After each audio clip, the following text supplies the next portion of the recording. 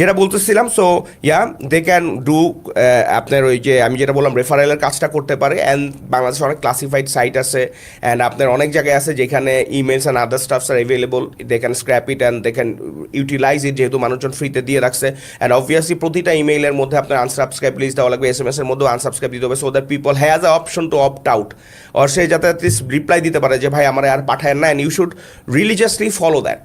হ্যাঁ, যে আমাকে কেউ যদি একবার বলে যে আই ডোন্ট হ্যাভ ইন্টারেস্ট, তাহলে তাকে বারবার পাঠায় কোনো লাভ নাই। হ্যাঁ, এটার মেকানিজমটা অনেক টাফ, অনেক বড় কোম্পানিও এটা হয়তো ম্যানেজ করতে পারে না, but you have to try your best.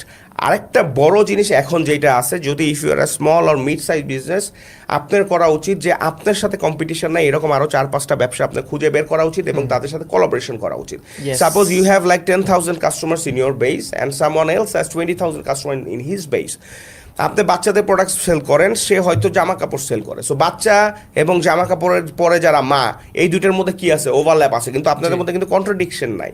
তখন আপনি যে বলবেন যে ভাই আমার যেহেতু বাচ্চা 10,000 কাস্টমার আছে, এখানে তো মারা আছে, আপনার কাপড়ের আমি আমার এখান থেকে কোলাবোরেট করতেছি, আপনার জন্য 20% ডিসকাউন্ট আমি দিয়ে দিচ্ছি, আপনি আপনার বেজে আমার কাস্টমারের জন্য কিছু দেন, আর আমি একটা কন্টেন্ট দিচ্ছি, আপনি আপনার বেজে পাঠায় দেন যে we are in a collaboration with X company, আর আমি আপনার বেজে দিচ্ছি। সো এইভাবে করেও আপনার লিস্টের সাইজ না বাড়ায়ও কিন্তু আপনার রিচটা কি করা পসিবল, বাড়ানো পসিবল।